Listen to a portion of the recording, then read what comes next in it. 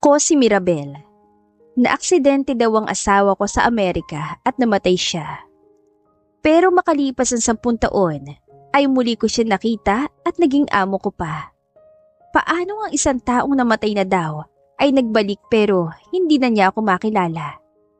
Tunghayan kung paano makalipas ang 10 taon, ay muling nabuo ang aming pamilya. Ako po muli si Mirabel. At ito ang kwento ng buhay ko. Lalo tuloy kitang namimiss, love, dahil kamukhang kamukha mong mga anak natin. Bulong sa sarili ni Mirabel habang pinapalitan ng diaper ang kanilang mga anak.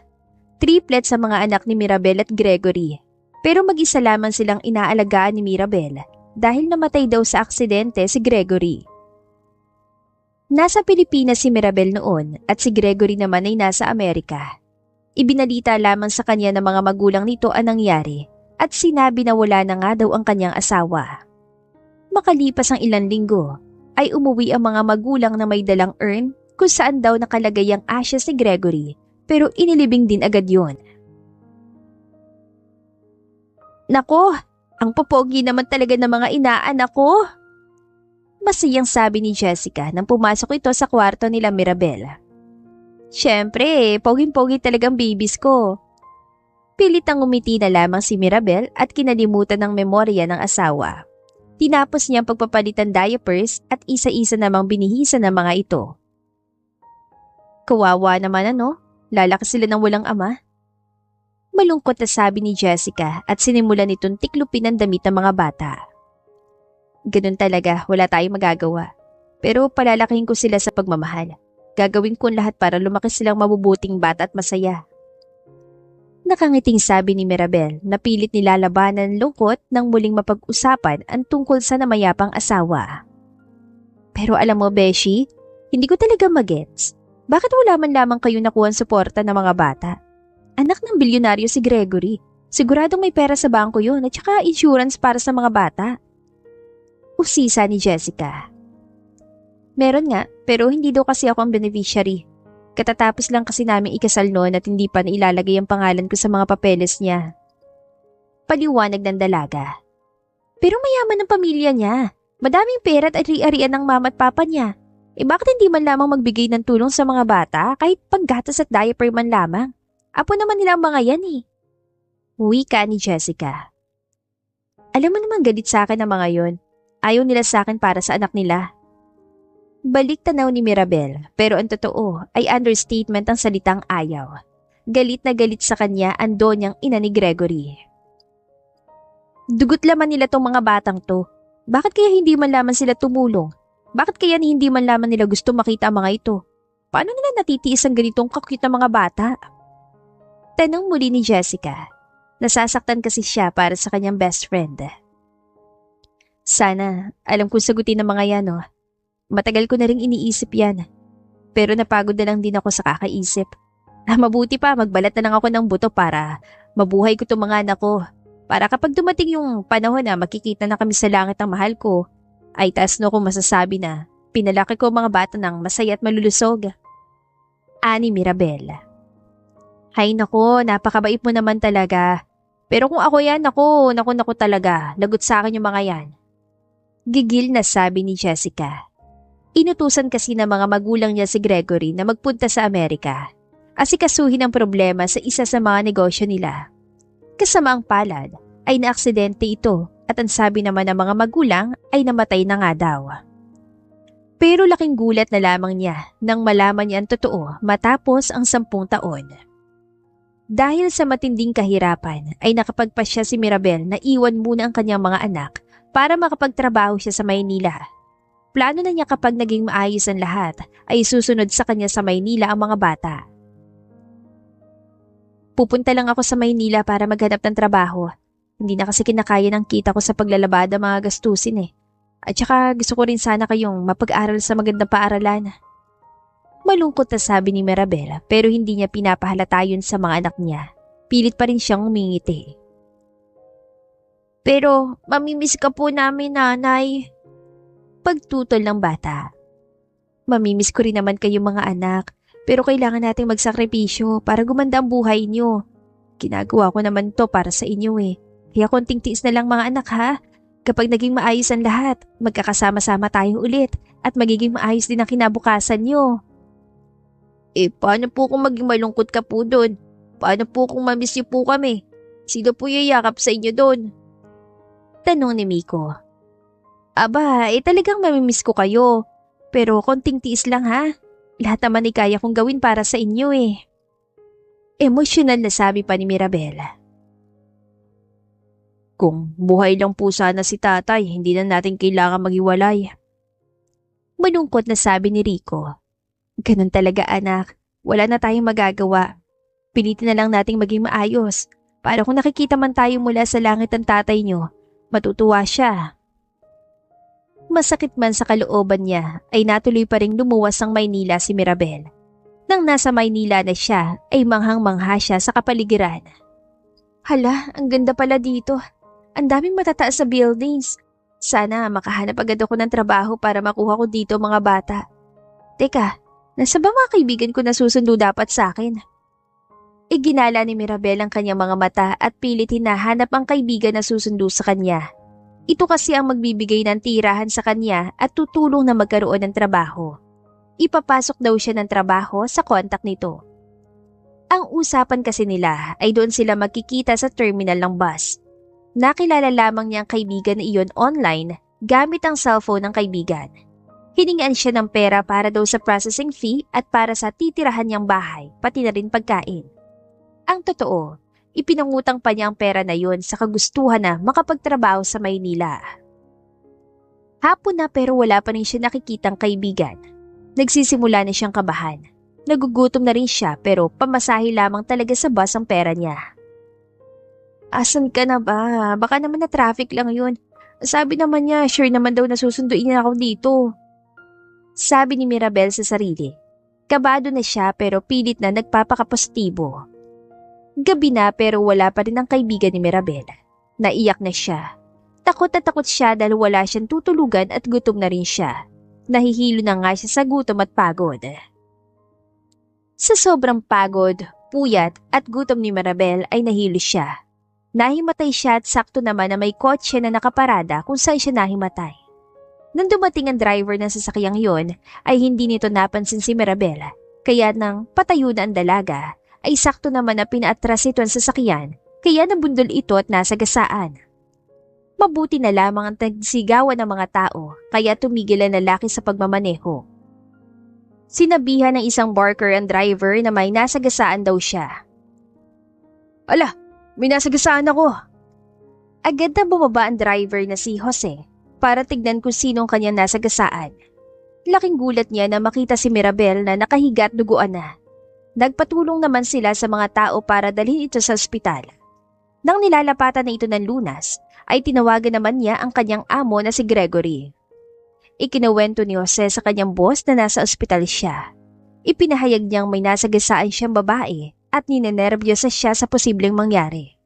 Sinabi rin niyang hindi niya pa alam ang lagay ng babae dahil kasalukuyan pa itong inooperahan. Iginiit niya na hindi niya ito sinasadya.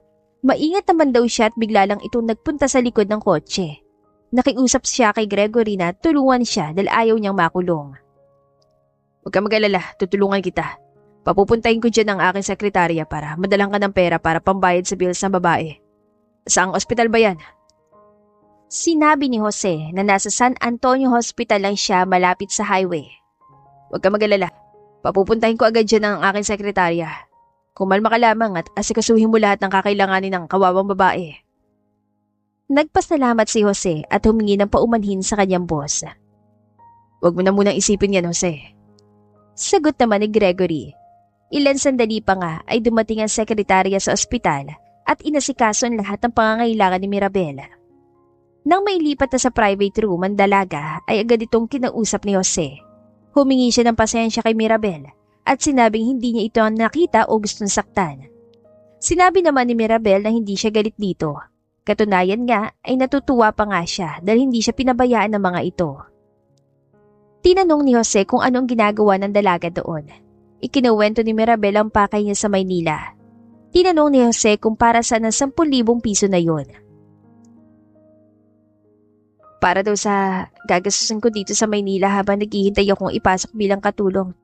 Sa pagkain ko daw at tirahan. Paliwanag ni Mirabel. Sinabi ni Jose na sa palagay niya ay na-scam si Mirabel. Sa tingin ko nga eh. Nagtanong si Jose kung ano ang plano ng dalaga. Susubukan ko na lamang maghanap ng trabaho dahil kailangan ko ring bayaran yung nautang ko na ibinigay sa babaeng yun. Tinanong ni Jose kung may tutuluyan ba si Mirabel sa Maynila at sinabi ng dalaga na wala pa siya matitirahan. Nag-alala si Jose at sinabing delikado para sa tulad niya na magpagala-gala. Iminungkahi niyang tumira muna ito sa kanila habang naghahanap ng trabaho at magpapagaling at papakiusapan niya ang kanyang boss. Nako, maraming salamat ha. Sinabihan ni Jose na doon muna ito magpahinga at tatawagan niya ang kanyang boss. Sige, salamat ulit. Tumayo si Jose at tinawagan si Gregory. Ikinuwento niya na na-scam pala ng illegal recruiter ang babaeng nasa gasaan niya, na wala itong tutuluyan at may mga anak pa sa probinsya. Dagdag pa niya, kailangan nitong magtrabaho para mabayaran ang perang inutang at naibigay sa scammer. Nakakaawa naman pala yan nasa gasaan mo. Kaya mo na, tutulungan natin siya. Isama mo na siya dito sa mansyon. Masayang nagpasalamat si Jose at pinuri ang kabutihan ng kanyang boss.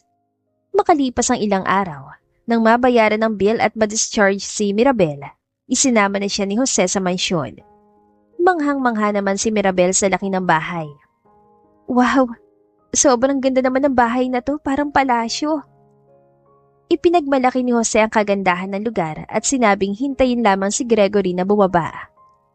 Pwede bang tignan ko mga larawan doon? Pinayagan siya ni Jose. Naglakad si Mirabel papunta sa cabinet display kung saan nakalagay ang mga larawan.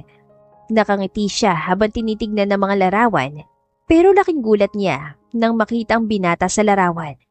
Hindi siya maaring magkamali dahil ang lalaking yon ay ang lalaking pinakasalan niya 10 taon na nakakaraan. Hindi maaari ito. Patay ng aking asawa. Matagal na. Bulong niya sa kanyang sarili. Nakumpirma pa ang kanyang hinala na makita niyang isa pang larawan. At iyon naman ay kasama na ang mama at papa. Naisip niyang imposible naman na kamukha lang na mga yun ang kanyang asawa at mga magulang nito. Hi, kumusta ka? Tanong ng pamilyar na boses. Agad na tumulo ang mga luha sa pisngi ni Mirabel, pero agad niya yung pinunas at saka humarap sa lalaki. Okay ka lang ba, miss? Baka kailangan mo pang magpahinga. Nag-aalalang sabi ng lalaki. Napakunot naman na noon ni Mirabel. Sigurado niyang asawa niyang kaharap, pero bakit parang hindi siya nakikilala nito? Nanatiling nakatingin si Gregory at muling nagsalita ang lalaki. Okay ka lang ba, miss? Ako nga pala si Gregory. Ano nga bang pangalan mo? Hindi mo alam ang pangalan ko? Gulat na tanong ni Mirabel. Sorry, hindi pa nabanggit sa akin ni Jose ang pangalan mo eh. Pero huwag kang mag-alala, dahil handa kaming tulungan ka. Mabait na sagot ng lalaki. Hindi mo ako kilala? Muling tanong ni Mirabel. Sorry, hindi eh. Magkakilala ba tayo dati? Sabi sa akin ni Jose, kailangan mo raw ng trabaho. Tanong ni Gregory. Totoo po yan. Kabadong sagot ni Mirabel. Kung gusto mo, dito ka na lang magtrabaho. Maaari ka maging kasambahay o kung marunong ka magluto, pwede ka naming maging chef. Alok ni Gregory. Marunong ho ako magluto. Ayun naman pala, tama-tama. Nagbakasyon sa probinsya yung cook namin. Ikaw na muna magluto ng mga pagkain dito. At kapag bumalik siya, pwede ka namang maging kasambahay. Yan lang naman ang trabaho dito at hindi ka mapapagod. Maraming salamat po. Tuwang-tuwa si Mirabel dahil ang ibig sabihin nun ay mas madalas niyang makakasama si Gregory. Umaasa siya na baka makagawa sila ng paraan para bumalik ang alaala ng asawa. Magandang paraan din yon para kumita siya ng pera para sa kanyang mga anak at para mabayaran ng utang na ibinayad niya sa scammer na babae. O sige, alisan muna ako ha. Si Jose na bahala sa'yo. Ipapakita na rin niya sa'yo ang quarters. Magpahinga ka muna. Nakangiting sabi ni Gregory at umalis na ito.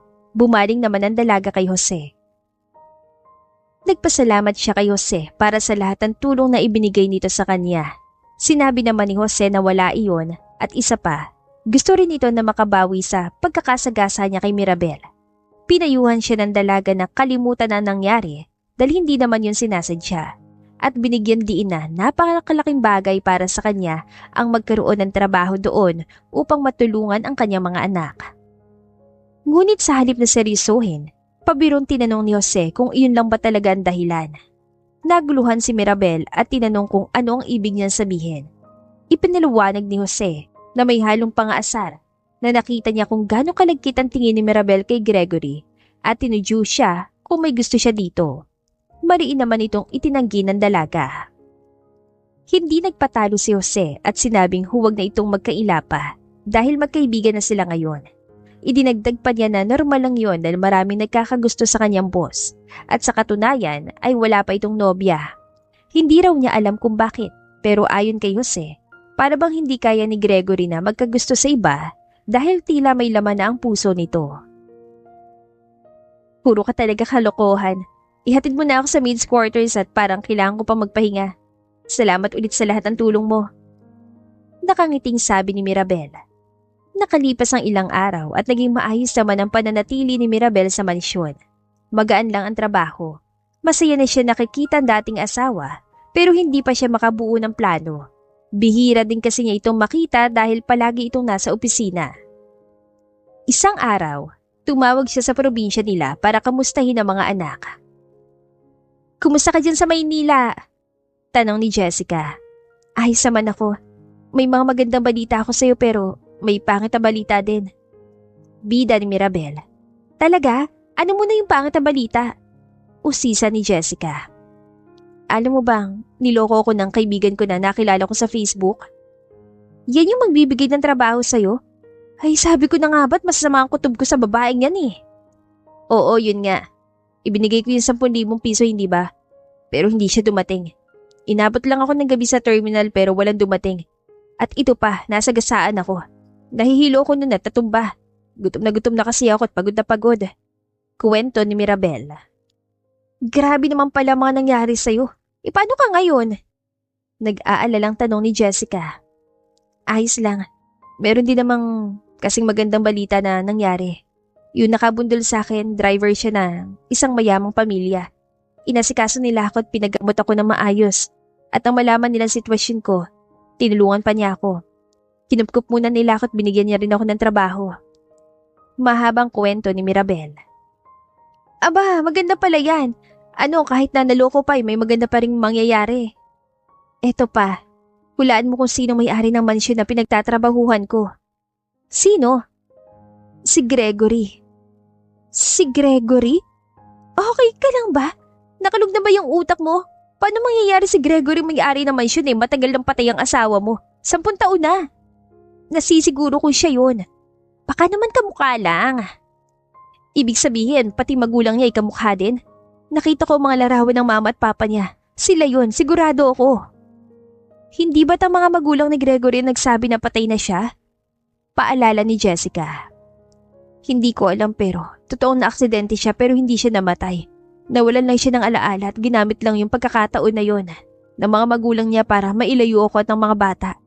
Malaki talagang galit sa akin ng mga yon. Lahad ni Mirabel.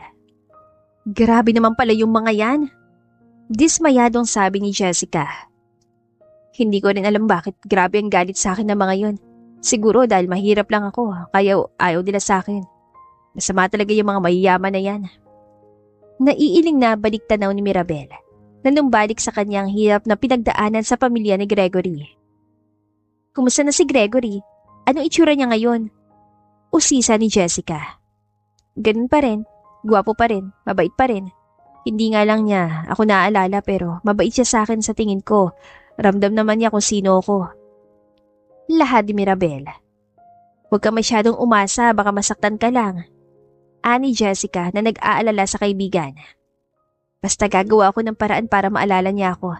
Alam ko maaaring makalimot ang isip ng tao pero hindi ang puso. Sabi pa ni Mirabel. Hinihinay sa pag-asa friend ha. Ayoko lang na masaktan ka sa bandang huli. Paalala ni Jessica. Huwag ka nang kontrabulate. Biro ni Mirabel. Hindi naman, uulitin ko. Ayoko lang naman na masaktan ka sa bandang huli. Inis na sabi ni Jessica. Nakita din kasi nito ang paghihirap dati ni Mirabel at ayaw na niyang maulit pa yung muli. Alam ko naman yun. Alam ko namang magandang hangarin mo para sa akin pero wag kang mag-alala. Kaya kong sarili ko. Ayos lang. Maayos sa buhay lang ang gusto ko para sa mga inaanak ko. Ani Jessica. Gusto pa rin namang magkaroon sila ng maayos sa buhay. Deserve din naman nila ang buhay na kasamang kanilang ama. Lumaki silang walang-wala kahit na bilyonaryo ang tatay nila. Gusto ko rin sana yung makuha nilang para sa kanila. Gigil na sabi ni Jessica. Ay sige na, babalik na ako sa trabaho. Ikaw na munang bahala sa mga bata ha, huwag mo silang pababayaan. Bili ni Mirabel. Oo, ako nang bahala sa mga inaanak ko. Pero huwag mo muna sa kanila sasabihin tungkol sa kanilang ama, baka masaktan na sila ha. Paalala pa ni Mirabel. Oo sige, ako nang bahala sa mga anak mo. Iyakap mo ko sa kanila ha. At huwag mo silang pababayaan. Paulit-ulit ka na, friend. Halakhak pa nito. Pasensya ka na. Alam mo naman ngayon lamang ako nahiwalay sa mga anak ko. Isang araw ay naglilinis si Mirabel nang lapitan siya ni Gregory. Good afternoon po, sir. Nakangiting sabi ni Mirabel. Good afternoon din. Kumusta ka naman dito? Tanong ni Gregory. Ayos naman ho. Tagisan ka nga ulit? Taga San Isidro po ako. Bakit po? Kabadong sabi ni Mirabel. Wala naman. Pamilyar ka kasi sa akin. Hindi ko lang maisip kung saan tayo nagkita pero parang kilala talaga kita eh. Ang totoo, kung hindi mo sana mamasamain, magana loob ko sa'yo. Para matagal na tayo magkakilala. Kunot noong lahat ni Gregory na para bang iniisip talaga kung saan niya nakilala ang dalaga. Hindi niyo po ba ako naaalala? Pagbabaka sakali ni Mirabel. Hindi ko alam kung nasabi nila sa'yo pero naaksidente kasi ako 10 years ago. Nabura ang aking alaala. Lahat ng alam ko may mga sinabi ng mga gulang ko. Pero pakiramdam ko may tinatago sila sa akin. Hindi ko may paliwanag kung ano pero alam kong may mali. Lahat ni Gregory. Hindi na nakapigil si Mirabel. Naiyak na siya ng todo. Nagulat si Gregory kung bakit siya umiiyak. May nasabi ba akong mali? Ayos ka lang ba? Ba't ka umiiyak? Sunod-sunod na tanong nito. Ako ang asawa mo. May mga anak tayo pero hindi mo pa sila nakikita. Ipinagbubuntis ko pa lamang sila na maaksidente ka. Pag-amin ni Mirabel. Natulala naman si Gregory. Hindi siya makapaniwala sa ipinagtapat ni Mirabel. Paano nangyari to? Sinong gumawa nito? Bakit tayo pinaghiwalay? Tuloy-tuloy na tanong ni Gregory. Napahawak pa ito sa ulo at halatang gulong-gulo sa nangyayari. 10 taon na nakakaraan ng pinapunta ka sa Amerika ng mama mo. Sabi niya may mga kailangan ka raw ayusang problema sa mga negosyo niyo doon. Tumutol ako dahil ramdam ko may hindi magandang mangyayari eh. Pero wala naman ako nagawa. Nang nasa Amerika na ka na, sinabi nilang na aksidente ka at nasawin. Makalipas ang ilang araw, inuwi nila dito ang iyong abo. Pero kahit yun ay pinagkaitila sa akin. Mahabang kwento ni Mirabel habang humahagulgon. Hindi ako makapaniwala. Gagawin ng mama yan. Naiiling na sabi ni Gregory. Galit sa akin ang mama mo. Ibang babae kasi ang gusto niya para sa iyo. Hindi nila matanggap na isang katulad kong mahirap lamang ang walang pinag-aralan ng magiging asawa mo. Isa pang nagpasama sa loob niya. Kaya nagpakasal tayo nang hindi niya alam. Hindi mo kasi yung sinabi sa pamilya mo. Ang sabi mo kasi wala na siya magagawa kapag kasal na tayo. Pero pinipilit ng iyong mama na ako ang may kagustuhan na magpakasal ng palihim kaya lumala ang galit niya sa akin. Pagpapatuloy ni Mirabel. Hinubad ni Mirabel ang kanyang kwintas sa may lakit at inabot yon kay Gregory. Nanginginig ang mga kamay nito at inabot ang lakit. Nang buksan niya yon, nakita niya ang larawan nilang dalawa sa kanilang kasal 10 taon na nakakaraan. Tuloy-tuloy na bumagsak ang mga luha ni Gregory. Paano naging buhay niyo nang wala ako? Emosyonal na tanong ni Gregory. Naging napakahirap ng buhay namin ng mga bata. Pinalayas ako ng iyong mama na sinabi niyang namatay ka na. What? Nagimbal si Gregory sa nadinig at hindi niya mapaniwalaan na kaya maging sukdulan ng kasamaan ng kanyang ina. Napakahirap ng naging buhay namin. Triplet sila at wala naman ako maayos sa trabaho. Bukod sa hindi naman ako nakapagtapos ng pag-aaral, wala akong maiiwan sa kanila kung magtatrabaho ako. Lagi kaming kapos at may mga araw na hindi man lang makakain ng 3 beses sa isang araw ang mga anak ko. Pinilit kong gawin ang lahat pero mag-isa lang ako. Salaysay ni Mirabel. Patawarin niyo ako. Ani Gregory. Hindi mo naman yun kasalanan. Biktima ka lang din. Huwag kang mag-alala. Nandito na ako. Hindi na kayo maghihirap. Hindi ko kayo pababayaan. Pero hindi mo ako naaalala, di ba? Gulat na tanong ni Mirabel. Totoo na bang hindi kita maalala? Pero hindi nakakalimot ang puso. Hindi ko rin maipaliwanag pero ramdam kong espesyal ka sa buhay ko. Nararamdaman kong mahal kita. Sabi pa ni Gregory. Hindi ka man lang ba hihingi ng mga pruweba o ng DNA test para sa mga bata? Hindi makapaniwala si Mirabela. Mahal kita at sapat na yun. Makabuluhang sabi ni Gregory. Mahal na mahal din kita, Gregory. Gusto ko sana makita mga anak natin. Hindi naman sa ayaw ko pero natakot ako na baka matuntun sila ng iyong mama at may gawin siya masama sa mga anak natin. Habaan mo lang ang iyong pasensya. Makikita mo rin sila kapag maayos ang lahat. Unahin mong ayusin ang tungkol sa inyo ng mama mo. Gumawa ka muna ng plano kung paano natin aayusin ang sitwasyon to. Hindi ko alam kung paano, pero gagawin ko yan ng paraan.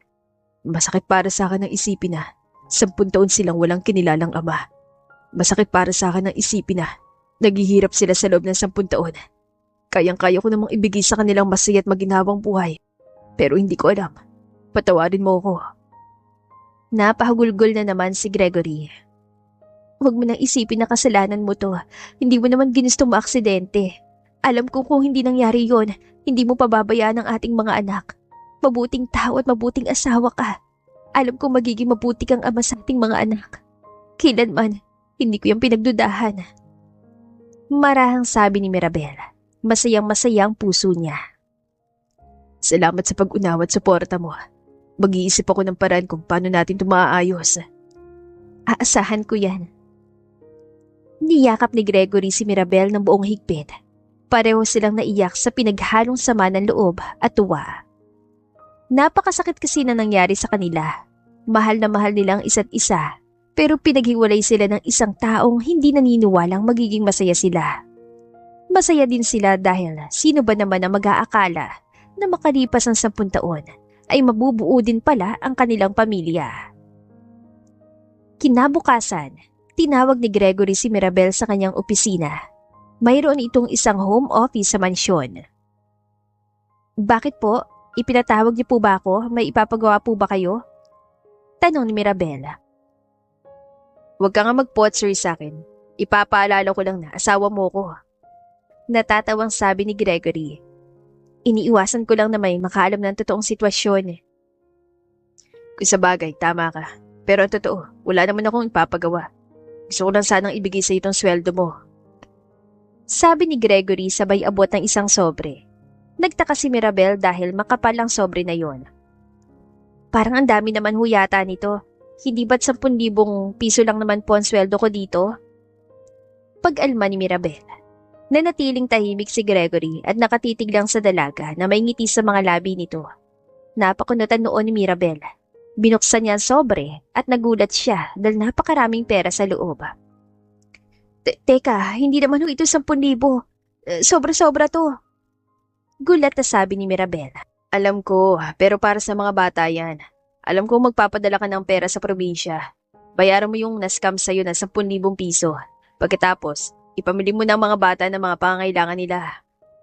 Ani Gregory. Pero ang dami pa rin nito. Tutol ni Mirabel. Iyon na yata ang pinakamalaking halaga na nahawakan niya. 100,000 piso para sa mga anak niya. 10 taon ako nawala. Hayaan mo naman na magbigay ako ng para sa kanila. At gaya na napag-usapan natin nung isang araw, iisip ako ng paraan kung paano ko maayos ang lahat ng ito. Tinanggap mo na lang ba talaga na anak mo sila? Muling tanong ni Mirabel. Oo naman. Bakit naman? Hindi ka ba kukonsulta muna sa abogado mo? Para naman saan? Alam ko sa puso ko na anak ko sila. Salamat naman kung ganun. Alam mo, kamukhang kamukha mo silang 3. Nagliwanag ang mukha ni Gregory. Halatang nasasabik itong makilala ang mga anak nito. Baka naman may larawan ka dyan. Pwede ko man lang bang makita ang mga bata? Wala kasi akong cellphone, wala akong larawan nila. Iniabot ni Gregory ang kanyang cellphone. Tawagan mo sila. Kahit sa video call man lang sana ay makita ko sila. Kinuha ni Mirabel ang cellphone at tinawagan ng cellphone ni Jessica. Ilang sandali pa ay sinagot ito ang tawag. Ikaw ba yan, Maribel? Saan ka kumuha ng cellphone pantawag? Tanong ng kaibigan niya. Pinahiram ako ng cellphone ni Gregory. Gusto kasi niya makita ang mga bata. Ah, ganun ba? Ah, sige, sandali tatawagin ko sila agad. Nasa labas kasi sila at naglalaro. Tinawag ni Jessica ang mga bata para makita ng amo ang kanyang mga anak sa cellphone. Laking tuwa ni Gregory na makita ang mga anak. Nay, kumusta ka na po dyan? Miss na miss ka na po namin. Bulalas ni Miko. Ayos lang ako mga anak. Bakit ka po tumawag, nanay? Gusto sana kayong makita at makausap ng aking amo. Ani Mirabel. Ibinigay ni Mirabel kay Gregory ang cellphone. Halata niyang napipigil ng luha ang binata. Hello po, kumusta po kayo? Masayang bati ng mga bata. Lalo na antig ang puso niya dahil iyon ang unang pagkakataon na nakita niya ang kanyang mga anak. Kumusta kayo, mga bata? Emosyonal na tanong ni Gregory. Okay lang po kami. Namimiss na po namin si nanay. Pero naiintindihan naman po namin. Para din po sa amin kaya siya umalis. Sana nga po makauwi na siya dito kasi miss na po namin siya. Wala na nga po kaming tatay sa bahay ngayon tapos wala na rin po kaming nanay. Malungkot na sabi ng bata. Huwag kayong mag-alala at malapit nang umuwi ang nanay niyo. Nakangiting sabi ni Gregory. Talaga po? Uuwi na po si nanay? Sabay-sabay na sabi ng mga bata. Oo, malapit na. Yay! Tuwan-tuwang sabi ng mga bata at nagtatalunan pa ang mga ito sa sobrang tuwa. Nanay, totoo po ba yun? Malapit na po kayong umuwi. Oo anak, magpakbait kayo dyan ha para makauwi ako agad. Nagpaalam na sila sa mga bata at nang mapatay ang tawag ay hindi na napigilan ni Gregory ang mapahagulhol sa sobrang lungkot. Dahil sa wakas, nakita niya ang itsura ng kanyang mga anak. Ayos ka lang ba? Tahan at baka makita ka ng mga kasambahay, baka isipin nila inaway kita. Biro ni Mirabel. Salamat at iniya mo makita ko sila kahit sa video ko lang. Sabik na akong makita sila sa personal. Huwag kang mag-alala. Darating din tayo dyan. Nang sa wakas ay nakita na niya ang kanyang anak, ay mas lalong porsigido si Gregory na mabuo na ang kanyang pamilya.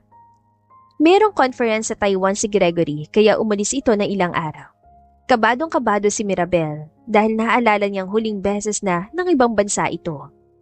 Maayos naman ang naging biyahe ng binata kaya tuwan-tuwa si Mirabel nang umuwi ito. Kumusta? Nakabalik ka na pala, mabuti naman at ayos ka lang. Biglang napayakap si Mirabel sa asawa. Masyado mo naman yata ako na-miss. Ilang araw lang ako nawala. Natatawang sabi ni Gregory. Pasensya ka na, natakot lang ako. Naalala ko nung nagpunta ka ng Amerika. Nahihiyang sagot ni Mirabel. Huwag kang mag-alala at hindi na yung mangyayari pang muli. Okay naman ang biyahe ko pero na-miss din kita. Ito nga pala, itong pasalubong ko sa'yo. Sabay abot ni Gregory ng isang maliit na kahon kay Mirabel. Lumaki ang mga mata ni Mirabel. Ano po ito? Buksan mo na lang para makita mo. Ani Gregory. Pagbukas niya ng kahon ay tumambad sa kanyang isang napakagandang pares ng hikaw. Sobrang ganda nito. Hindi ko ito matatanggap. Pagtanggi ng dalaga. Bakit naman hindi? Mag-asawa naman tayo. Anong masama kung bigyan ko ang aking asawa ng maganda? Pilyon sabi ni Gregory. Baka malaman ng mama mo. Bulong ni Mirabel. Hindi naman siya nagpupunta dito. Tanggapin mo na lang at itago mo. Utos ng binata. Salamat ha. Nakangiting sabi ni Mirabel. Alam mo, ang ganda-ganda dun sa Taiwan. Pag maayos ang lahat, isasama ko kayo ng mga anak natin doon. Ani Gregory. Ang dami mo ng plano para sa mga bata. Siyempre, anak ko sila. Normal lang naman para sa isang ama na planuhin ang buhay ng kanilang mga anak. Salamat. Naisip ko na, ipagtapat na lamang kay mama ang lahat. Huwag mong gagawin yan. Baka may gawin na naman siya masama. Mabuti kung tayong dalawa lamang. Hindi ko kakayanin kung may mangyayari sa mga bata. Sorry na. Nadala lang ako ng aking emosyon.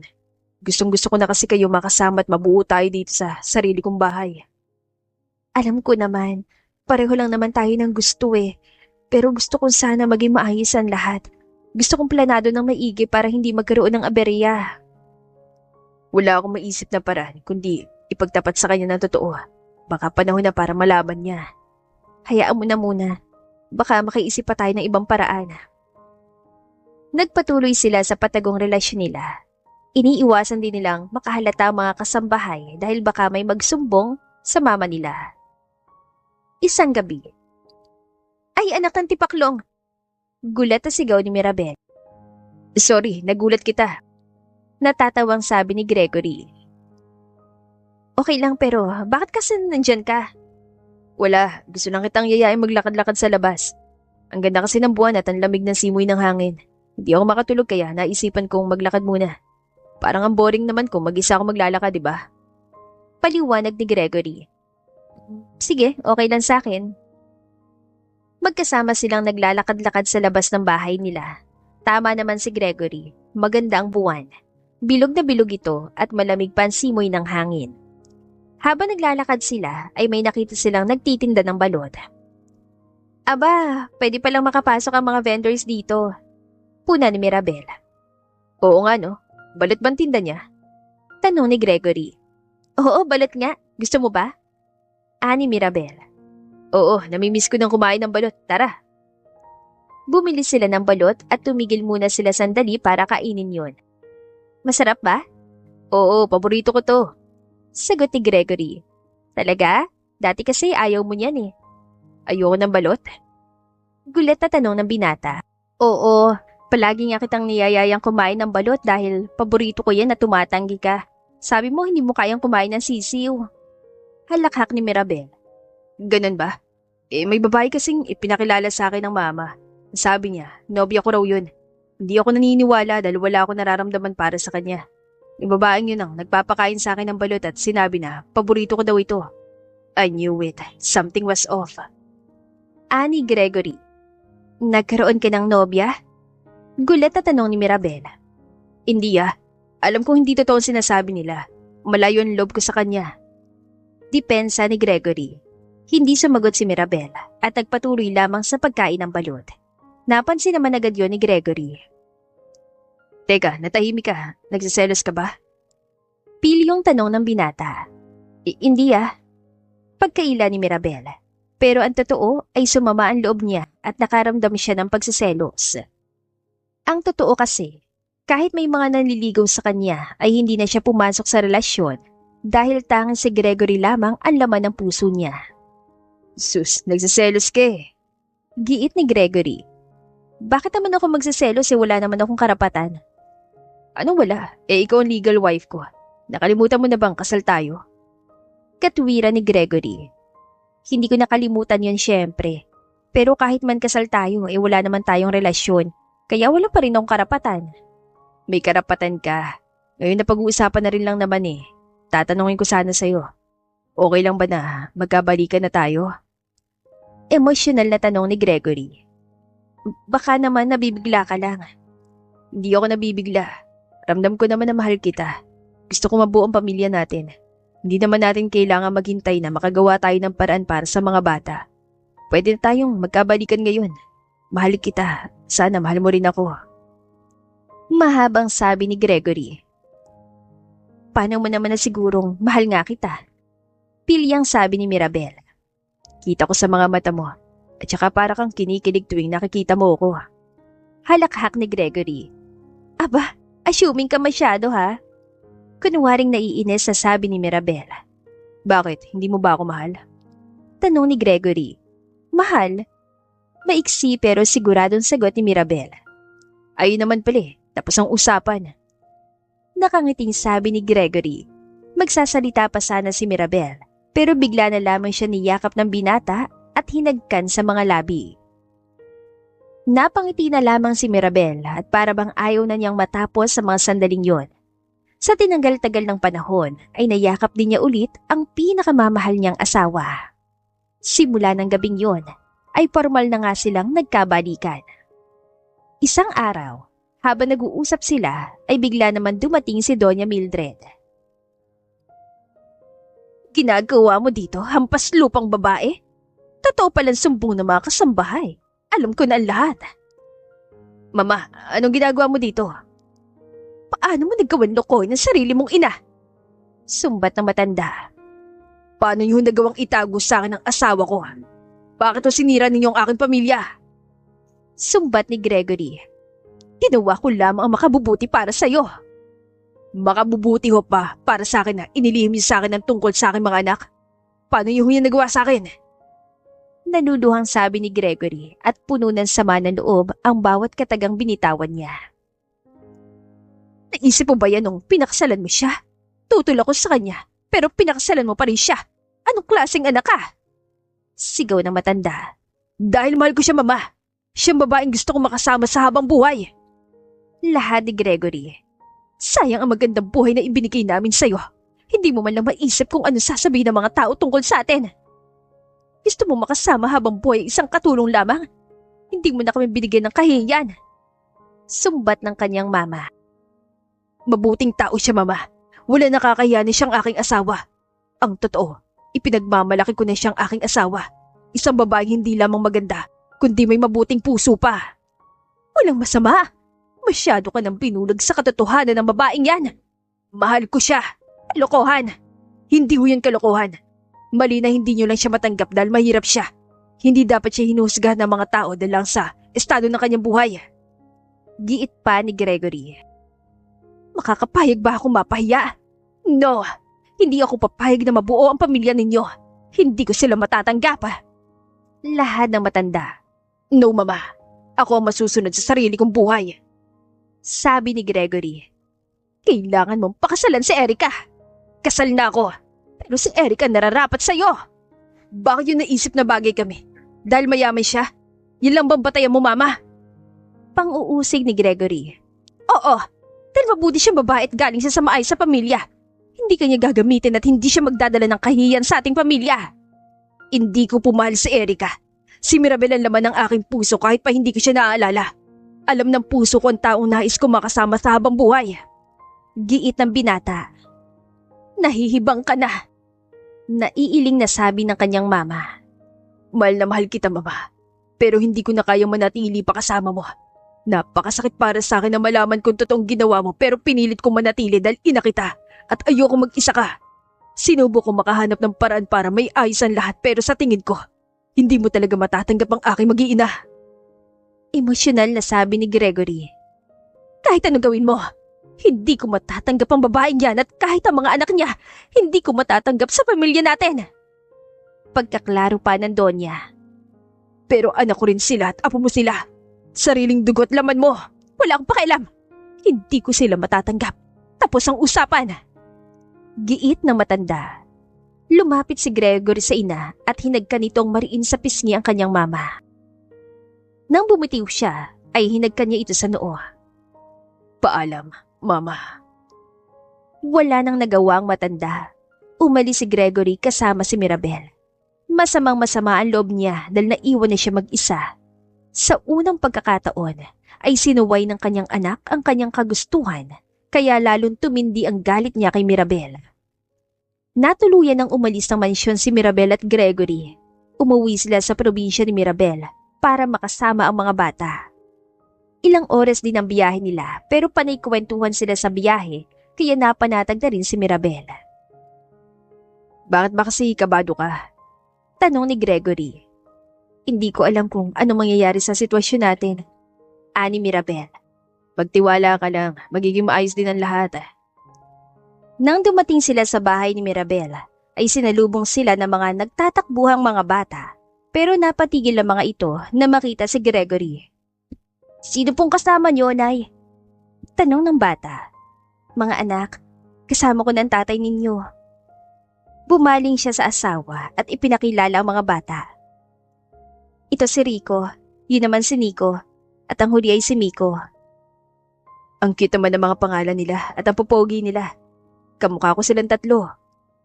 Emosyonal na sabi ni Gregory. Natulala ang mga bata. Hindi nila inaasahang makikilala pa nila ang kanilang ama. Simula pagkabata kasi ay alam na nilang patay na ito. Kaya naman tuwan-tuwa sila na makilala ito. Pero nanay, sabi niyo po patay na si tatay. Naguguluhang tanong ni Rico. Iyon din kasi ang sinabi sa akin mga anak. Pasensya na kayo kung nasama pa kayo sa gulong ito. Emosyonal na sabi ni Mirabel. Tama nanay niyo. Ipapaliwanag din namin sa inyong lahat. Pero ang mahalaga, nandito na ako para mabuo ng pamilya natin. Masaya ako makilala kayo. Nakangiting sabi ni Gregory. Masaya din po kami na makasama na namin kayo, tatay. Sabay-sabay na sabi ng mga bata. Pangarap po talaga namin na magkaroon ng tatay. Tinutukso nga po kami sa school dahil wala po kaming tatay. Ang sabi ng isa pang bata. Huwag kayong mag-alala mga anak, nandito na ako at hindi na ako mawawala. Ani Gregory. Pwede po ba namin kayong mayakap? Tanong ni Nico. Oo naman. Nakangiting sabi ni Gregory. Nilapitan niya ang mga anak at niyakap ang mga ito. Araw-araw ay magkasama sila. Sabay silang kumain at palagi nilang pinaglalaanan ng oras sa mga bata. Sabi kasi ni Gregory ay maraming oras na nawala sa kanila. Kaya kailangan bumawi siya sa mga ito. Nang makatulog ang mga bata, ay nagkaroon ng oras sa mag-asawa. Tulog na mga bata. Midnight snack naman tayo. Yaya ni Gregory. Sige ba? Kinikilig na sabi ni Mirabel. Kailangan na nagkakaroon pa rin ng oras para sa ating dalawa. Kasi nga pareho nating gustong makasama ang mga bata. Pero namimiss din kasi kita. Kaya kahit dito na lamang sa ating bakuran, mag-date tayo. Nakangiting sabi ni Gregory. Ang sweet mo naman. Saad ni Mirabel. Meron palang inihandang sorpresa si Gregory. Ano to? Gulat na tanong ni Mirabel. May lamesang maliit sa gitna ng bakuran at may mga pagkain doon. Puro paborito ni Mirabel ang mga nakahanda. Adobong manok, pritong hotdog, inihaw na dugo. San galing mga to? Niluto ko. Hindi ka naman marunong magluto Halakhak ni Mirabel. Lahat naman napapag-aralan. Special ka, kaya inaral ko mga to. May YouTube naman. Pilyong sabi ni Gregory. Inalalayan ni Gregory na maupo ang asawa. Sinimula naman ni Mirabel ang pagtikim sa mga nakahaing pagkain. Aba, masarap ang luto mo Talaga ba masarap? Galing sa puso Dadagdagan mo pa yan ang nasa plato mo at marami pa dito. Para sa'yo talagang lahat ng yan, Mirabel. Salamat Nakakatuwa ka naman. Para ka pa rin naniligaw. Aba, sekreto yun sa masayang pagsasama. Kahit pa kinasal na tayo, may mga anak na tayo, palagi pa rin kita niligawan. Palagi kong ipaparamdam sa'yo na special ka sa akin. Masyado mo akong pinapakilig Masaya silang nagkwentuhan at nagtawanan habang tulog ang kanilang mga anak. Gusto rin kasi nila na may oras sila para sa isa't isa. Tuwing umaga ay hinahatid nila ang mga bata sa paaralan. May maliit na negosyo na pinatutulungan nila. Ang mahalaga ay maging maayos at masayang kanilang buhay. Pagkamat hindi na marangya ang buhay nila ngayon, pero masaya naman sila. Mas gusto nila ang payak na buhay kaysa masagana, pero may mga problema naman dahil sa mama ni Gregory. Isang araw, nasa eskwela mga bata at habang kumakain ay naging emosyonal naman si Mirabel. Mahal ko, may tatanong ako sa'yo. Huwag ka sana magagalit. Kailan naman ako nagalit sa'yo? Hindi mo ba namimiss ang buhay mo dati? Paminsan-minsan siguro, namimiss ko rin. Pero mas masaya na kasi ako sa buhay ko ngayon dito na kasama ka at ang mga bata. Kayo ang buhay ko, kayong totoong nagpapasaya sa akin. Mabuti naman kung ganon. Nahihiya kasi ako sa'yo dahil kailangan mo pang iwan na marangyang buhay mo para lang sa amin. Lahad ni Mirabel. Huwag kang mag-alala. Konting-konti lang naman ang pagkamiss ko sa buhay ko dati. Pero hanggang ganun lang yon. Masaya akong kasama kayo. Ayokong buhay ko na wala naman kayo ng mga anak natin. Ani Gregory. Salamat. Nakangiting sabi ni Mirabel. Bigla naman dumating ang mga bata at yumakap sila sa kanilang ina't ama. Bukas ng gabi nga pala, dadaling ko kayo sa perya. May bagong bukas kasi sa kabilang bayan. Ani Gregory at nagsigawan sa tuwa ang mga bata. Yay! Sabay-sabay na sigaw nila. Kinabukasan ng gabi ay nagtungo ang pamilya sa perya. Maingay at puno ng ilaw ang paligid. Amoy ng popcorn, cotton candy at inihaw na mais ang sumasabay sa malamig na simoy ng hangin. Magkahawak ang kamay ng mga bata habang nakasunod sa kanilang mga magulang. Kita sa mukha ng lahat ang saya at pananabik. Tatay! Tatay, daming ilaw, ang ganda! Ang sigaw ng mga bata. Oo anak, matagal ko ng pangarap na madala ko kayo dito. Ngayon, buo na tayo. Wala na makakapaghiwalay sa atin. Ngumiti siya at tinapik ang balikat ni Mirabel. Hindi ko akalaing darating ang araw na ganito, na makikita ko kayong magkakasama at masaya. Nakatingin sa mga bata ang dalaga at may halong tuwa at lungkot. Nanay, tara na! Ang dami natin pwedeng sakyan! Sigaw ng mga bata. Sige, pero isi-isa lang. Unahin natin yung Ferris wheel para makita natin ang buong perya mula sa taas. Pero tatay, pwede bang yung barilan din mamaya? Gusto kong manalo ng teddy bear para kay nanay. Aba, gentleman ka talaga ha. Sigurado matutuwa nanay mo. Sumakay sila sa Ferris wheel. Sa taas ay tanaw nila ang makukulay na ilaw at naririnig ang tugtog ng perya. Tatay, ang taas! Parang kita ko ng buong baryo! Kita mo yan? Mas maganda lahat kapag kasama ang pamilya. Iniwan mo ang lahat para lang sa ganito. Tahimik na tumingin si Mirabel sa kanya. Wala namang halagang marangyang buhay kung wala kayo sa tabi ko. Isang matamis ang ngiti ang isinagot ni Mirabel. Pagbaba nila ng Ferris wheel ay dumiretso sila sa perya game. Pinagbigyan ni Gregory ang mga bata na maglaro ng baril-barilan para sa teddy bear. Sinubukan ng mga bata na tirahin ang target para manalo, pero natalo sila. Dismayado ng mga ito dahil gusto talaga nilang manalo ng teddy bear para sa kanilang ina. Sa huli, si Gregory ang nakatama ng jackpot at nanalo ng malaking teddy bear. Iniabot niya ito kay Mirabel. Para sa'yo, pero galing to sa tulong natin lahat. Ngumiti si Mirabel habang hawak ang teddy bear. Salamat, parang bumalik tayo sa kabataan natin. Sunod naman ay dumaan sila sa mga kainan. May balot, cotton candy, inihaw na mais at pusit. Tatay, unang beses ko kakain ng balot. Sige, tikman mo. Masarap yan lalo kapag may kasama. Kung ayaw mo, huwag mong pilitin. Masarap nga. Pero yung sisiw, pas muna. Nanay, cotton candy naman, ang lambot. Oo, tigi-isa kayo. Pero huwag sobra, baka sumakit ang tiyan nyo. Habang kumakain ng mga bata, ay nakatingin si Gregory sa kanila at halatang ayaw matapos ang sandaling yun. Matagal ko nang hinintay na makita kayong ganito.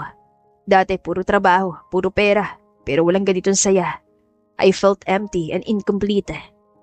Ngayon, wala na tayong dahilan para magkahiwalay ulit. Hindi na, dito na ang tahanan ko, kasama kayo.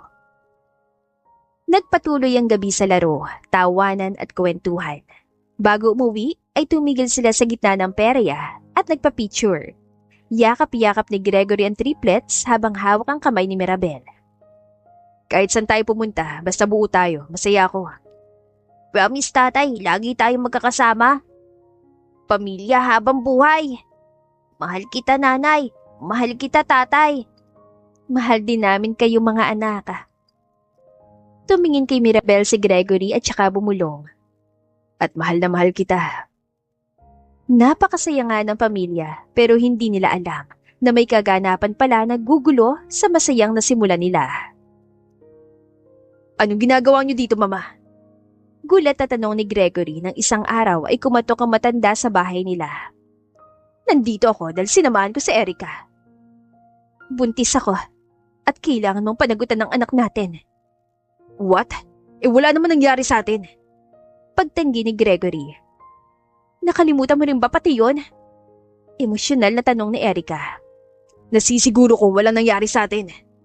Noong mga panahon wala pang babaeng yan ay nagkaroon naman tayo ng pagkakaintindihan. Hindi mo ba maalala yung isang gabing magkasama tayong natulog? Lasing na lasing ka, kaya siguro hindi mo maalala. Nasisiguro kong walang nangyari sa atin kahit palasing ako. Alam kong hindi ko magagawa ang bagay na yun dahil hindi naman kita mahal. Giit pa ni Gregory. Nasaktan si Erica sa sinabi ng binata. Pagkatapos ng lahat, sasabihin mong hindi mo ako mahal. Napakasama mo naman. Umiiyak na sabi ng dalaga. Hindi ako masama, Erica. Sinasabi ko lamang totoo. Depensa ni Gregory. Hindi mo maaaring ipagkailang katotohanan. Habang nag-uusap sila, ay bigla naman dumating si Mirabel. Anong ginagawa niyo dito? Bakit kasama ng mama mo ang babaeng yan? Gulat na tanong ni Mirabel at nakatingin siya sa tiyan ng babae. Malaki na kasi ang tiyan nito at halata na ang buntis nito at tila manganganak na nga. Nandito ako para bawiin ang aking asawa. Gigil na sabi ni Erica. Hindi kita asawa. Si Mirabel ang asawa ko. Siyang pinakasalan ko kasi siya laman ng puso ko. Pagtanggi ni Gregory. Kailangan mong panagutan ang anak natin. Kung hindi, ipupull out ko lahat ng share sa kumpanya at babagsak ang negosyo nyo. Banta ni Erica. Wala na ako sa kumpanya ng pamilya ko. Hindi mo na yung maaaring gawing panakot sa akin. Gawin mong gusto mong gawin. Malamig na sabi ni Gregory na ikinasama naman ang loob ng kanyang mama. Wala kang utang na loob. Hayaan mo na lang bumagsak ang negosyong tinayo namin ng iyong papa nung nabubuhay pa siya. Matitiis mong mawala ang kumpanya natin dahil sa babaeng yan. Ayoko sa kanya dahil basta mga impluensya niya sa'yo. Puno ng sama ng loob ang mga linya ng matanda. Gusto mo ako maging kapalit ng shares niya sa ating kumpanya? Unbelievable, mama. Inis sa tanong ni Gregory. Nilayuan na nga niyang kanyang mama at tinalikuran ng maayos na buhay para lamang huwag na nitong kailanganin ng kanilang pamilya. Pero heto, at ginugulo pa rin sila. May nangyari sa inyo ng babaeng ito, kahit alam mo nang ako ang asawa mo? Gulat na tanong ni Mirabel. Hindi totoo yun. Pinaghihiwalay lamang nila tayo. Dati pa kaming pilit ipinagkakasundo ni mama pero dumistansya na ako na malaman ko na ikaw ang aking asawa. Maniwala ka sa akin, Mirabel. Depensa ni Gregory sa sarili. Wala naman kasi sigurong aamin kung kaharap ang nagpapanggap na asawa. Malditang sabi ni Erica. Hindi ako nagpapanggap. Totoong ako ang asawa ni Gregory. Galit na sabi ni Mirabel. Yeah, right. Ani Erica sabay ira pa kay Mirabel. Umalis na kayo. Galit na sabi ni Gregory. Hindi ako makakapayag na tatalikuran mong anak natin. Anong klaseng tao ka kung gagawin mo yon? Fine. I want a DNA test or a paternity test. Seryosong sabi ni Gregory. Hintay mo na lamang na makapanganak ako. Pagtanggi pa ni Erica at halatang kinakabahan nito. Sumama ka na sa kanila. Malamig na sabi ni Mirabel. Nagulat naman si Gregory sa sinabi ng asawa. What? Bakit ako sasama sa kanila? Ikaw ang asawa ko. Hindi kita kayang pakisamahan ngayong alam kong posibleng mag-anak ka at posibleng niloko mo ko. Nagsimula nang maiyak si Mirabel. Pero hindi kita kayang lukohin, alam mo yan. Pag-apela ni Gregory. Nasa harap na natin ang ebidensya. Isa pa, nangako ka sa akin na matitigil ng panggugulo ng iyong mama. Hindi ko na kayang pagdaanan pa ng paulit-ulit ang mga ganitong sitwasyon. Mahal kita, pero napakahirap nga ng ganito lalo na't nadadamay pang ating mga anak. Umiiyak na sabi ni Mirabel. Sumusuko ka na. Naluluhang tanong ni Gregory. Mahal kita, pero hindi ko na kaya. I'm sorry. Emosyonal na sabi ni Mirabel. Tama lang yan. Lumugar ka sa dapat mong kalagyan. Kahit kailan naman hindi na babagay ang katulad mong hampas lupa sa aming mga mayayaman. Dagdag pa ni Erica. Tama na yan. Hindi ako makakapayag na pagsalita mo na masamang babaeng mahal ko. Asawa ko siya't nanay ng aking mga anak. Pagtatanggol pa ni Gregory kay Mirabel. Pero nanay din ako ng anak mo, ng magiging baby mo. Giit ni Erica. Mapapatunayan ko na hindi akong ama ng batang yan. Hindi mo na kami maaring makasama hanggat hindi mo pa napapatunayan na hindi ka nagtaksil. Wala na nga nagawa pa ang binata. Pinaalis ni Mirabel si Gregory sa kanilang pansamantalang bahay. Hindi daw muna niya ito makita hanggat hindi pa nito napapatunayan na wala silang ugnayan ng babaeng yun. Mayroon nga daw paraan para sumailalim sa paternity test kahit hindi pa lumalabas ang bata. Pero tumanggi si Erica at sinabing magpa-DNA test na lamang kapag nakalabas na ang baby. Hindi nga sumama si Gregory sa kanyang mama at kay Erica sa biyahe pa uwi. Pero laking gulat niya nang nasa bahay na sila ay nandun din si Erica. Anong ginagawa mo dito, Erica? Gulat na tanong ni Gregory. Niyaya ko ng mama mo na dito muna manira hanggang sa makapanganak ako. Mag-isa lang kasi ako sa kondo ko at delikado. Baka may mangyari sa akin. Walang tutulong sa akin. Nakangusong sabi ng dalaga na halatang sinusubukan pang akitin si Gregory. Nakatira ka sa kondo ko 24/7 na may security at assistance sa'yo kung may kailangan ka ba ng tulong. Hindi mo kailangan tumira dito. Iritang sabi niya. Iaasa mo sa ibang tao ang pagtulong sa sarili mong anak? Hindi ko nga anak ang batang yan. No offense sa bata, pero alam ko na wala nang nangyari sa atin. Matagal na tayong pinipilit ang mga magulang natin na magpakasal, pero hindi talaga kita mahal, kahit imposibleng may nangyari sa atin. Lasing ka nga kaya hindi mo maalala. Anyway, wala akong magagawa kung gusto mo talagang dito tumira. Wala rin naman akong magagawa kay mama. Pero habang nandito ako, nakatira, iwasan mo ko. At huwag mo kong kakausapin. Wala na mamagitan sa atin at isa lang ang babaeng mahal ko. Tandaan mo yan. Nalungkot naman si Erica. Masakit din para sa kanya na hindi talaga siya matutunang mahalin ni Gregory. Bakit ba ayaw mo sa akin? Bakit ba hindi mo ako matutunang mahalin? Tanong ni Erica.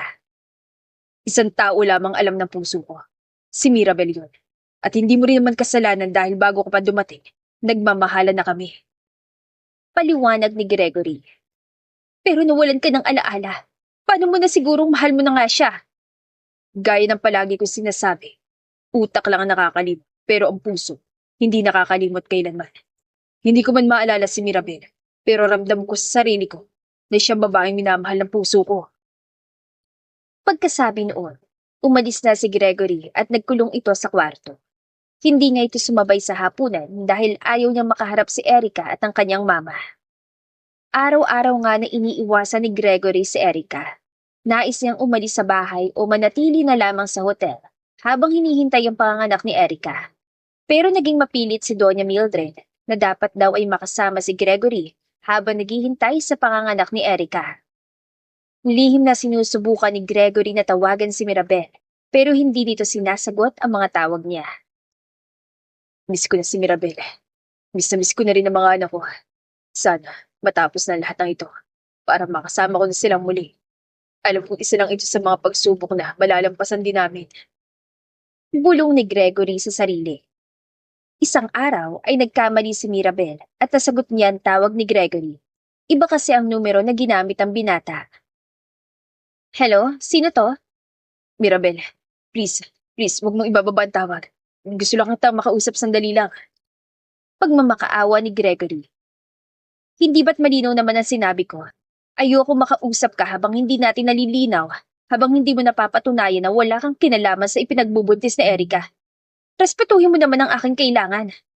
Naiintindihan ko yan at nirerespeto naman kita, Mirabel.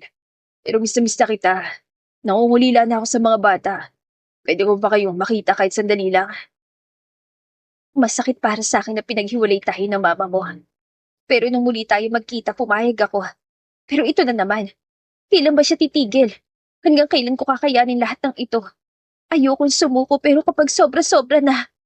Umiiyak na sabi ni Mirabel. Hindi kita gustong saktan at kahit kailan hindi ako gagawa ng bagay na makapapanakit sa'yo.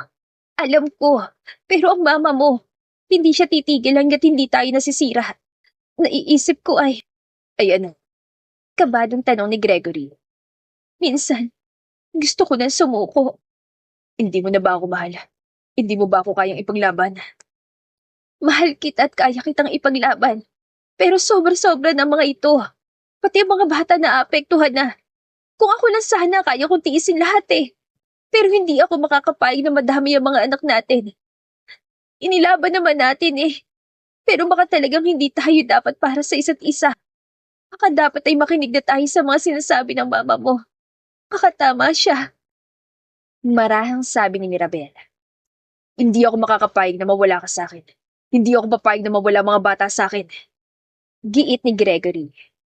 Sarili mo bang iniisip mo? O ang kapakanan ng mga bata? Priority ko mga bata pero hindi ako makakapayag na mawala pa kayong muli.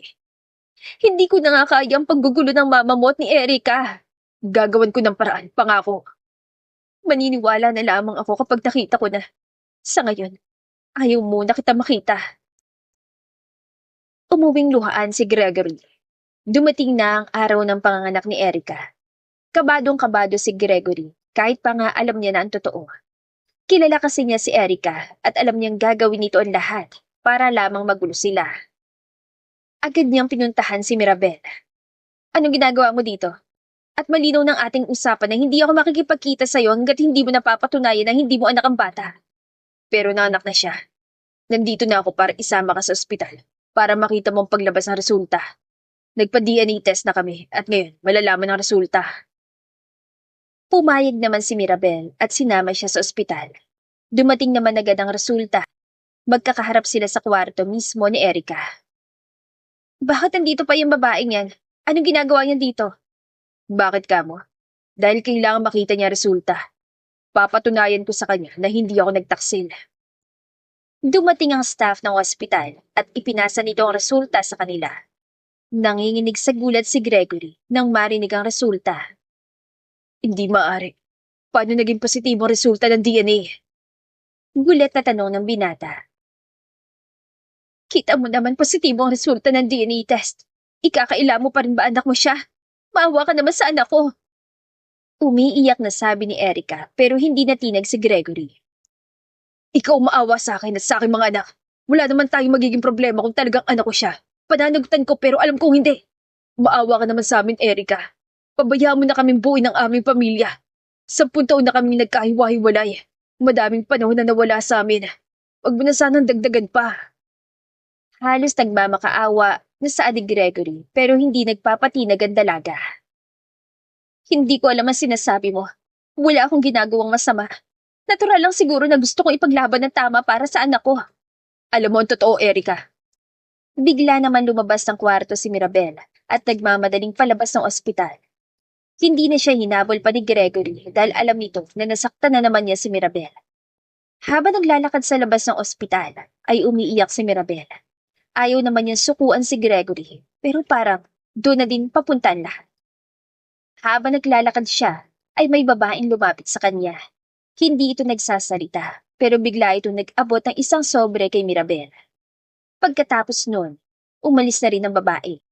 Napakunot na upa si Mirabel dahil naka-uniforme na pang-ospital ang babae. Pero nakamask ito, kaya hindi rin niya makita ang mukha nito. Hindi na muna niya yun pinansin at sinilid sa bag ang sobre. Inisip niya sa bahay na lamang niya titignan ng laman niyon. Baka kasi nagsusulisit lamang ang babae. Nang makauwi na sa bahay, ay pilit na kinalma ni Mirabel ang sarili. Calm myself. Hindi pwedeng malaman ng mga batang pinagdadaanan mo. Kailangang maging matatag at matapang ka sa harap ng mga bata. Bulong ni Mirabel sa sarili. Buong araw na naging casual lamang si Mirabel, pero nang tulog na ang mga bata, ay aayusin sana niya ang kanyang bag na makita niya sobrang binigay ng babae na ka-uniform. Ay, nakalimutan ko na to. Ano kaya to? Baka magsusulisit lang wala naman akong pera. Bulong ni Mirabel sa sarili, pero laking gulat niya nang buksan ang sobre at tumambad sa kanya ang isang litrato na kausap ni Erica, ang isa sa mga staff ng ospital na nagsasagawa ng DNA testing. Ano to? Bulong naman ni Mirabel. May sulat pa na kalakip ang sobre. Nakalagay sa sulat na binayaran daw ni Erica ang isang staff para pekiin ang resulta ng DNA. Wala daw siyang ibang pruweba bukod sa larawan, pero may CCTV daw sa kwarto kung saan nag-usap si Erica at ang staff. Maaari daw nilang hilingin sa ospital ang kopya. Nakokonsensya daw kasi ang babae, kaya niya ipinagtapat ang totoo kay Mirabel. Agad na pinuntahan ni Mirabel si Gregory sa bahay nito. Kabadong-kabado si Mirabel dahil alam niyang gegerahin na naman siya ng matandang ina ni Gregory kapag nakita siya. Mirabel, anong ginagawa mo dito? Gulat na tanong ni Gregory. Gusto sana kita makausap. Maari ba? Oo naman. Matagal ko na itong hinihintay. Ano bang gusto mong pag-usapan? Hindi na sumagot si Mirabel. Iniabot lamang ni Mirabel ang sobre kay Gregory. Napakunutan noon ang binata. Inabot niya ang sobre at binuksan yun. Nakita ang litrato at ang sulat na nagpapaliwanag ng kalokohang ginawa ni Erica. Napailing na lamang si Gregory. Mabuti na lamang at may mga tao nagmamalasakit pa rin sa atin. Uwi ka ng binata. Patawarin mo sana ako kung nagduda ako sa iyo.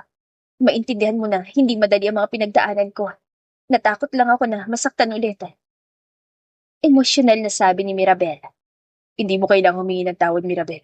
Hindi naman ako galit at nauunawaan ko kung bakit gano'n ang naging sitwasyon. Alam kong mahirap para sa'yo magtiwala. Kaya pinapangako kong gagawin ko ang lahat para makuha ang iyong tiwala. Salamat dahil hindi ka pinaghihinaan ng loob. Hindi ka bumibigay. Siyempre, asawa kita. Pamilya tayo. Hindi ako basta-basta susuko. At ipaglalaban kita at ang pagmamahal ko sa'yo at sa mga bata. Hindi mo naman talaga ako naaalala bilang asawa mo, hindi ba? Sinabi ko naman sa'yo, hindi ba? It doesn't matter kung hindi kita naaalala. Dahil alam ng puso ko ang totoo. Ang mahal ko at walang makakapagpabago noon kahit kailan. Nagyakap sila. Isang mahigpit at makabuluhang yakap. Matapos noon, ay nagsama na silang muli. Bumalik na sila sa mansyon at nagtrabaho na muli si Gregory sa kanilang negosyo. Sa Maynila na rin nag-aral ang mga bata. Nagalit din ang kanyang mama sa ginawang panloloko ni Erica. Kinalaunan, ay natanggap na rin ito si Mirabel dahil para na rin daw sa mga apo niya. Patawarin mo sana ako sa lahat ng aking nagawa. Masakit ulat ang ginawa niyo pero wala naman hong mangyayari kung kikimkiming ko lang ang galit sa inyo. Pinipili ko kayong patawarin para na rin sa anak ninyo at sa mga apo niyo. Salamat, Iha. Salamat sa iyo. Naluha ang matanda dahil hindi niya akalain na mapapatawad siya ng babaeng pinagkaitan niya ng masayang pamilya sa loob ng mahabang panahon. Dahil mabuti ang puso ni Mirabel, ay naging maayos pa rin naman ang lahat. Naging payapa ng kanilang buhay at nabihiyaan pa sila ng isang baby girl. Isinama na rin nila sa Maynila si Jessica at naging katuwang niya sa pag-aasikaso sa mga bata kapag nasa office si Gregory.